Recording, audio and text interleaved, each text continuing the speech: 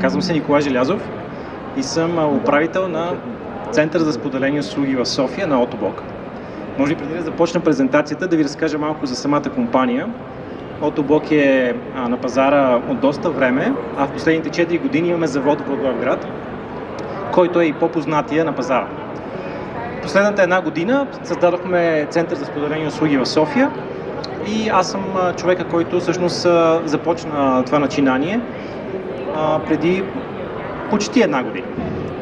Обаче днес сме се събрали с друга цел. Аз искам да ви разкажа малко повече за лидерството и по-скоро корпоративното лидерство и да ви дам мои наблюдения през годините, които съм правил, които смятам за важни и интересни. Преди да започна, ще обърна внимание на 3 неща по самата презентация. Първото нещо е, че понякога говоря доста бързо. И ако видите, че това се случва, дайте ми сигнал, ще опитам да забавя, за да разбирате това, което ви казвам. Второто нещо е, че самата презентация, наименованието е критични мисли върху лидерството е малко по-обща и целта е да мога спокойно да ви дам различни наблюдения, които са ми така направили впечатление. Като самата презентация е разделена в 2 части. Първата част е по-критична, а втората част е малко по-градивна. Първата част е само един слайд, но имам много повече какво да кажа, отколкото в останалите, както се досещате. И третото нещо, което иска да споделя е за кого всъщност е фокуса на презентацията. Фокуса или хората, които биха намерили най-много полезна информация в нея, са хората, които са мениджъри отскоро или които искат да станат скоро мениджъри и не просто да бъдат администратори, а искат да бъдат и лидери в това, което правят. Първият слайд, който е някои биха нарекли хейт, аз не бих. В него съм описал в 3 точки нещата, които според мен в корпоративното лидерство куцат. Във всяка една компания, в която съм бил или съм наблюдавал, съм виждал елементи от тях и смятам, че може да намерите много общи точки там.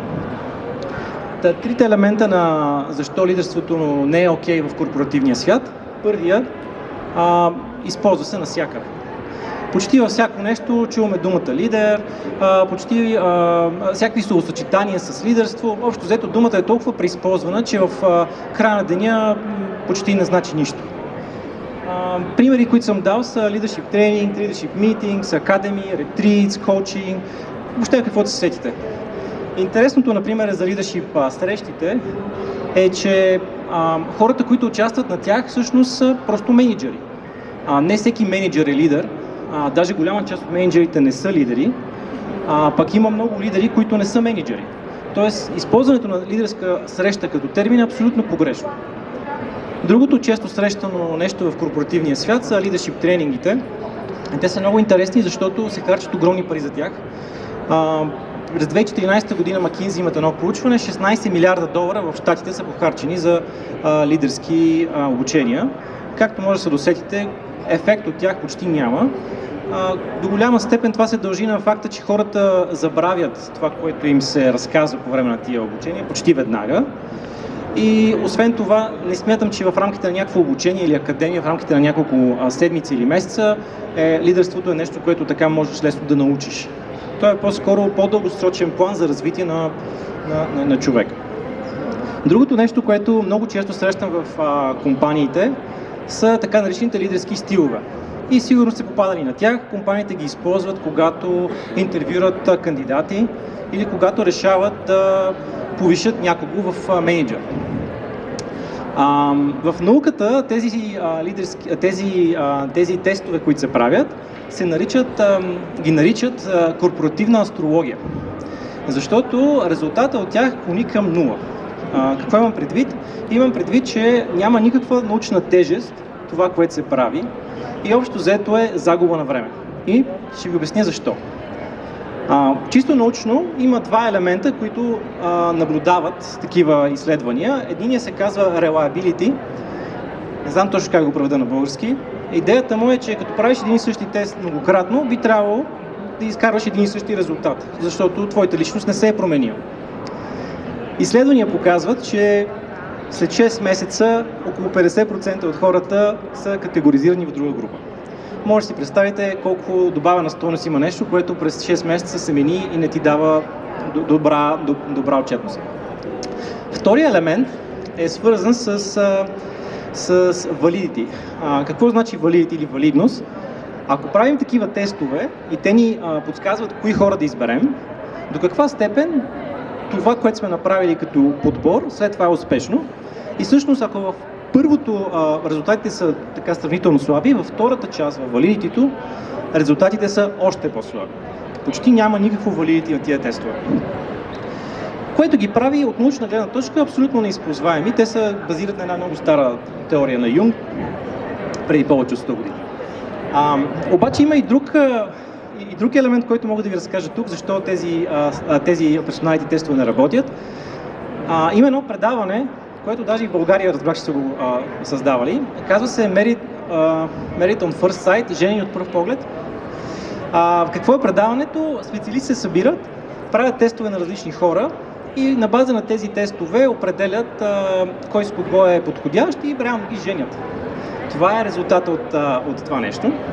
И сега човек би си казал, нали, лидерството е важно, ама за кой се ожени сигурно е по-важно.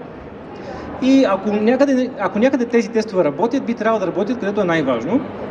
Това, което се установява от 17 сезона на предаването, е, че от 64 двойки само 11 са останали, което е 17% успеваемост. Тоест, ако използвате същото нещо, за да избирате вашите лидери, 83 пъти от 100 пъти ще избирате неподходящи хора, което ги прави абсолютно неприложими в корпоративния свят. Въпреки това се използват много често и постоянно има такива реклами. Даже ако ресърчнете някой от тях, аз тук съм написал някой, примерно Диск е известен, Хоган и така нататък, ако ги гугълнете, първите 5-6 страници има само реклами и само позитивни неща считате за тях. Действително най-интересното е на Хоган, ако отидете, там пише даже, че има научна обосновка колко е добър теста. Научната обосновка е писана от Хоган, който е написал и самия тест.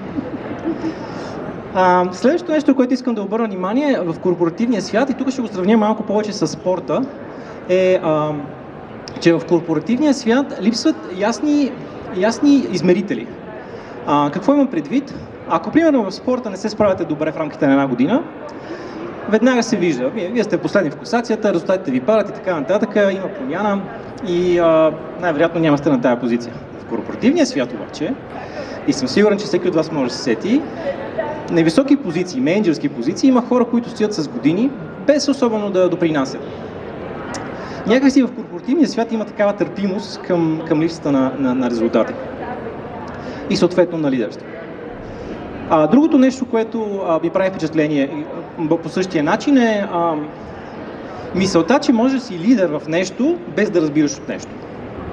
Корпоративният свят го позволява и това нещо. Примерно ти не разбираш от финанси, обаче разбираш от хора и процеси и си лидер в финанси. Това няма как да стане. Не е смислен подход. И в спорта се вижда най-ясно. Представете си, вие сте футболен треньор, влизате в съблеканията на отбора и започвате да им говорите за корпоративните неща, как заедно ще спечелим, как е много важно сме един отбор и така нататък. Това не работи. Между другото има един сериал, не знам дали сте го гледали, Тед Ласо се казва. Сериалът е за американски треньор по футбол, който идва в Европа да тренира европейски отбор по футбол. Това са два различни спорта. И на база на чисто човешки отношения, без да разбира нищо от спорта, успява да създаде много силен отбор в Премиер Лига. Това е фантастика. Това няма как да се случи. Освен това, ако гледате самия сериал и разбирате от футбол, ще видите, че нещата, които говорят вътре, са абсолютно неадекватни. Тоест, сериал е писан от човек, който в най-добрия случай е гледал няколко пъти футбол в събота и неделя. Това е. Така че, това са трите елемента от така наречения хейт, който иска да ви споделя, които според мен дефинират проблемите някои от проблемите в корпоративния свят и лидерството. Исках да завърша с нещо по-положително, затова втората част от презентацията ще бъде малко по-положителна. Ще ви разкажа за няколко примера от спорта и от армията, които пък да покажат какво всъщност е лидерство. Първият е Millennium Challenge, не знам дали сте чували за това. Millennium Challenge е най-скъпото американско учение, провеждано някога, 2002 година. $250 милиона тогавашни пари са похарчени, сега са над 300, даже над 400 май. Участват 13 000 войника човека и се провежда 21 дена. Може да си представите за какво грандиозно събитие става въпрос. Като идеята на това събитие било всички тези технологични новости, идеи да бъдат тествани в реално време. Тоест от презентациите, които са били в Пентагона, да се види реално на терен, кои от тях работят и кои не. Самият чалендж е бил разделен, самият чалендж имал два екипа, син екип, тук нещо ми се развалила презентацията, син и червен. За да ви обясня по най-възможно лесния начин, синият екип са Съединените щати. Те са по-силните, с по-голяма армия, по-голяма администрация, с пълен контрол върху комуникациите, сателити, радиокомуникация, абсолютно пълен контрол. А червеният екип от друга страна е бил в сравнение с Иран или Ирак. Държава, която е доста по-изостанала технически, с по-малки възможности. Обикновено тези учения са създадени така, че едната страна винаги да побеждава, в случая синята страна да побеждава. Разбира се, не точно това се е случило, иначе нямаше да ви го разказвам. И така започва самото учение. Няколко неща за самото учение. Синият екип се намира в морето, докато червеният екип е на земята. Синият екип работи с самолетоносачи и с кораби. Типичен американски сценарий. Започва учението, синият екип дава ултиматум на червения екип да се предаде. Първата грешка на синия екип, давайки ултиматум, позволяват на червения екип да разбере, че те са се приближили вече близо до брега. Второто нещо, което прави червения екип, е спира всякаква комуникация. По радио и по модерни технологии. Това, което правят, е използват мотори с куриери, които се движат между различните точки, за да разнасят информацията, а самолетите излитат с светлинни сигнали, т.е. с морзови светлинни сигнали. Абсолютно пълно затъмнение. Още първия ден успяват да разберат къде точно се намират червените сили. Втория ден, за 10 минути, целият американски флот е потопен. Разбира се, това е симулация, никой не е потапил никой, но какво се случва в тия 10 минути?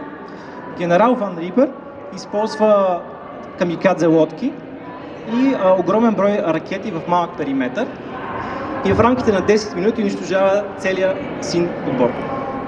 21 дена учението, във втория ден е приключило. След това го рестартират, разбира се, но идеята каква е? Както виждате, с мисълта и с желанието на един човек е променен резултата в това учение. И интересното е, и поне моето очакване беше, че като прочита след това какво са казали синия екип, те ще са намерили своята грешка и ще са анализирали това нещо. Не. Синия екип излиза със становище, че такъв тип тактика в бойното поле не би се използвала, което е много интересно, защото към днешна дата и двете тактики се използват. Камикадзе лодките се използват от Украйна в войната с Русия, а Хизбула използва същата тактика, когато изстрелва ракети срещу Северен Израел. Тоест говорим за нещо, което е било дългосрочно като резултат. Ще ви дам и втория пример и тогава ще ви кажа някои заключения, които може да направим. Втория пример е, ако сте гледали един сериал Drive to Survive за Формула 1, разказва за Тим Хаас. Тим Хаас е във Формула 1, сравнително малък тим, около 200 човека имат в него. За сравнение в Мерцедес са 1200. В началото на сезона те се представят като цяло прилично. Но в началото на сезона нещата са почти окей и започват да спада перформанса, със всяко състезание става все по-зле. В края на втория епизод вече са до такава степен отчаяни, че решават да пуснат двата автомобила, единия стария от началото на сезона, другия с последните модификации, един срещу друг на състезание, за да съберат информация кой се е представил как. Това, което се случва, ако не сте гледали сериала, блъскат се в първата обиколка. Никаква информация не успяват да съберат, изпокарват се помежду си, пред уволнения съд, има почти се разпада. Сега Формула 1 е спорт, в който има ужасно много информация. Той е изключително базиран на информация. Те събират през цялото време информация и на база на нея взимат решенията. Но в конкретния случай тази информация просто се събира и никой не може да установи каква е причината за проблема. И сега към заключенията, защо ви ги разказах тези примери. Има някои прилики, някои разлики между двата случая. Разликите очевидно са, че в първия случай говорим за успешно лидерство, във втория случай говорим по-скоро за неуспешно такова. Това, което също мога да кажа като прилика, е, че и в двата случая става въпрос за ситуации, в които всички участници имат огромно количество информация. В първия случай имаме американски генерали, които са от двете страни, и двамата имат ужасно много информация относно какви части разполагат противника, какви технологии разполагат те или противника. Така че няма някакъв елемент на изненада от тази гледна точка. Обаче, това, което прави Ван Рипер, генерал, който е от червения екип, е успешно да събере всички точки в тази ситуация, да създаде план и съответно да го имплементира, да го изпълни. И мисля, че точно тук се крие разликата между обикновеното администриране и лидерството. Лидерството изисква по уникален начин, което значи по начин, който друг не би го направил, целият този процес да се осъществи от събирането на информация до имплементирането, да има уникален и ефективен резултат накрая, победа. Във втория случай с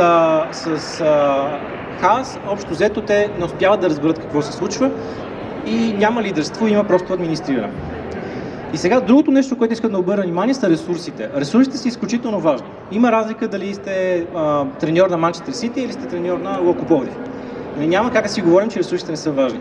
Обаче, както виждате, са нещо, което може да бъде преодоляно. И второто нещо е, че когато ресурсите са малки, лидерството се вижда много по-добре. Когато говорим за компании, които имат примерно стотици отдели и хора, общо взето, дори да не се справи един лидер добре, те успяват да прикрият или да замажат ситуацията. Докато когато нещата са така по-леки, по-малко хора участват, много трудно може да се прикрие това нещо. Второто нещо, което искам да ви разкажа, и за него ще използвам малко странен подход, един цитат от Война и мир. Както вече сте забелязали, си падам по военните елементи. Малко история. Става въпрос за Наполеон, битката при Бородино. Това е битката, която той печели и влиза в Москва след това. Така че говорим за една от най-важните битки в живота му. Искам да ви прочета един цитат от Война и мир, който разкрива какво прави той по време на битката, и после по същия начин ще ви разкажа моите впечатления от този конкретен случай. Ще питам да чета гладко, обаче не се го обещавам. От полесражението непрекъснато препускаха до Наполеон изпратените от него адютанти и ординарците на неговите маршали с доклади за вървежа на работата. Но всички тия доклади бяха лъжливи. И за това, че в разгар на сражението не е възможно да се каже какво става в дадена минута, и още за той, че докато адютантът изминаше ония 2-3 версти, които го отделяха от Наполеон, обстоятелствата се променяха и съобщението, което носеше, ставаше невярно. Като се съобразяваше с подобни неизбежно лъжливи донесения, Наполеон даваше нарежданията си, които или бяха изпълнени преди да ги е дал, или пък не можеха да бъдат и не биваха изпълнени. Което общо взето значи, че Наполеон не е микроменеджер в тази ситуация. До голяма степен, защото тогава не е имал и комуникацията да се случи това нещо. Ако сте запознати с неговата история, всъщност той е бил доста взискателен към своята армия преди битките. От гледна точка на подготовка на самите войници, от гледна точка на подготовка на самото сражение, тактическа, е бил изключително педантичен. Чел е истории на предишни генерали, говорил с тях, въобще много живо се е интересувал от материята. Но по време на самата битка, общо взето неговата роля е била доста пасивна. И най-вече той осъзнавал, че е пасивна, т.е. той е знал за това нещо. Това, което на мен ми прави впечатление първо е това, че той до голяма степен е бил зависим. Зависим от неговите хора. Той не е могъл с собствените си решения и действия да направи каквото и да е било в тази ситуация. Говорим за една от най-важните му битки. Стотици хиляди хора се бият в този момент. И второто нещо, което на мен ми прави впечатление в ситуацията, ще ви зачета малко един абзац. Наполеон даваше нарежданията си, които или бяха изпълнени преди още да ги е дал.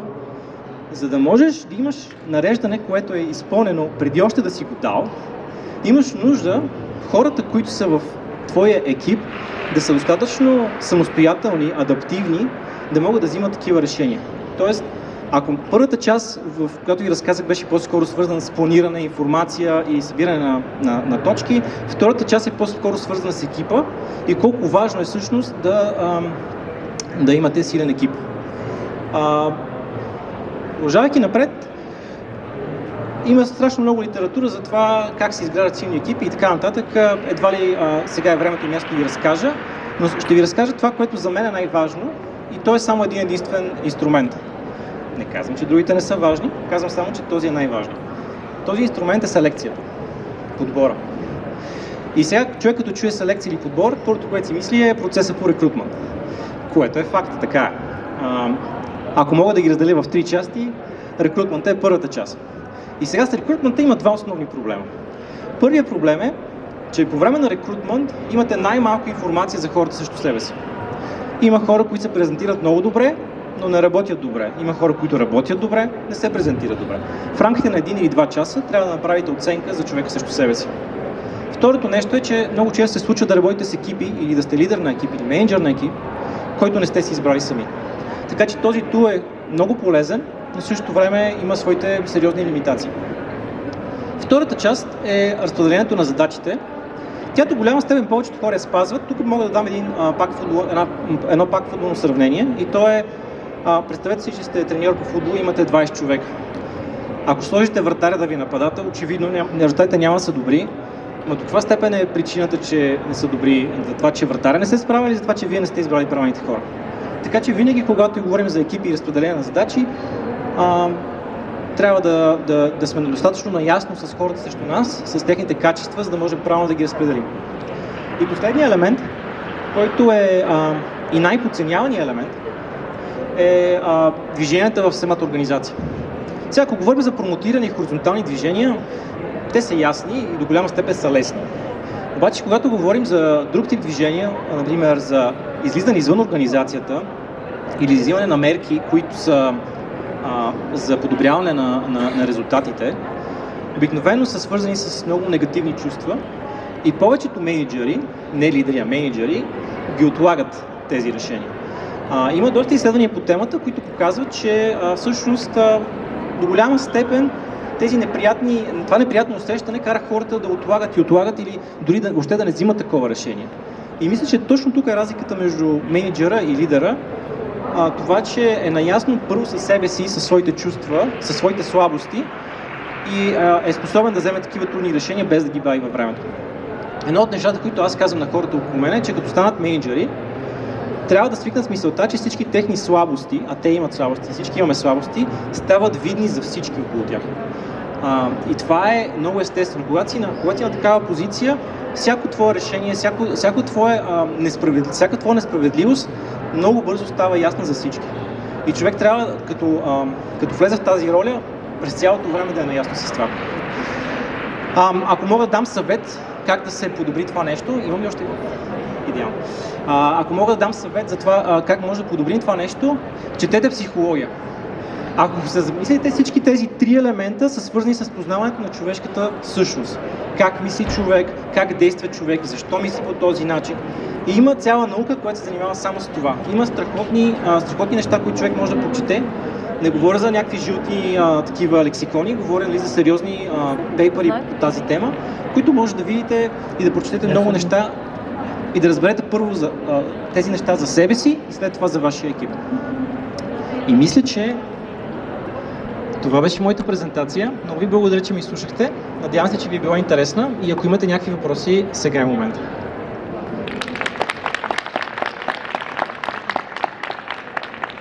Да, и Q&A.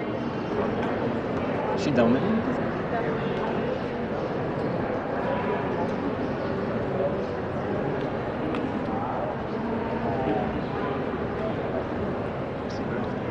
Здравейте!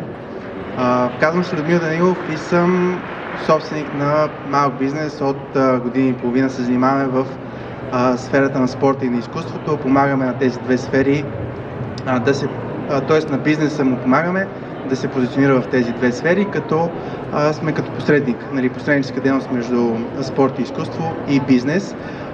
Много често отиваме с много подходящи предложения, много интересни предложения към маркетингови екипи на различни фирми. Тоест фирмата Хикс ни е насочила какво да търсим, ние го намираме като събитие, като лице, като клуб или няма значение, като организация. Отиваме и в следващия момент човек, който трябва да вземе решението, менеджера в случая, се случва така, 9 от 10 пъти да каже, трябва да питам шефовете.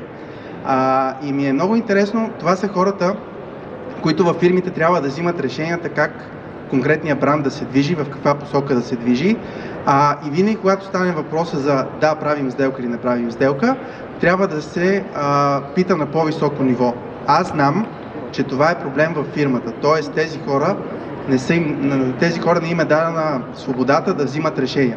Но ми е интересно да ми кажете вие, защо тези хора, които трябва да взимат решения, не ги взимат и са назначени да взимат решения, но не го правят. Благодаря. Добре, супер въпрос. Имам няколко отговора. Първият отговор е, има компании, които са водени доста авторитарно. И без да ми се обиждат, повечето български компании са водени по този начин. Имаме един човек на върха и от него зависи абсолютно всичко и той не дава възможност никой друг да се развива. Нали? Ако той го няма, цялата компания пропада. Така че от тази гледна точка, нали, има такива компании, които реално са силно авторитарни и при тях решението се взима само от един човек. Така че с когото и друг да говориш, накрая получаваш същия резултат. Второто нещо, защото ви говорих за психология, не знам дали сте чували за експеримента на Милграм. Експериментът на Милграм е много интересен. Той е свързан с това, което ме питаш ти и става въпрос за това как изпълняваме заповеди. Милграм се интересува защо по време на времената на нацистите толкова хора са избивали други хора. Без по някакъв начин тези хора преди това да са давали сигнал, че са такива. Били са пощальони, учители и така нататък и изведнъж започват да избиват други хора. И прави един тест, който е следния. Двама човека са. Участва само един човек, другия човек е актьор. Влизаш в стая и пускаш ток на друг човек. И другия човек е актьор, той разбира се не бива по никакъв начин увреден, но играе все едно, му пускаш ток. И пита своите професори, нали, колко според вас процента ще стигнат до последното ниво на ток, което убива човека. И те му казват, не повече от 5%. Само да ви кажа, в някои от тестовете стигат 90%. Тоест 90% от хората убиват друг човек на база на заповед. Тоест има в човешката психика известна слабост и тя е, че се подчинява на авторитети. И то сляпо се подчинява на авторитети. Случаите, в които са стигали до 90% до последното ниво на ток, са случаите, в когато участват още един актьор и той изпълнява, без да задава никакви въпроси, това, което му е казано. Казват му увеличи тока на следващото ниво, той го увеличава, защото е актьор. И съответно, ти като си там единствения, който участва в цялото това нещо и виждаш, че всички останали камплайват към това нещо, ти без проблем също стигаш до края. 90% от хората убиват друг човек на база на това, че някой им е казал да го направят. Може да си го представите. Включително имало и електротехници, които са знаели, че като му пуснат 1000 волта, най-вероятно няма да оцелее човек от друга страна. Четете психология. Някой въпрос? Имаме последни 2 минути.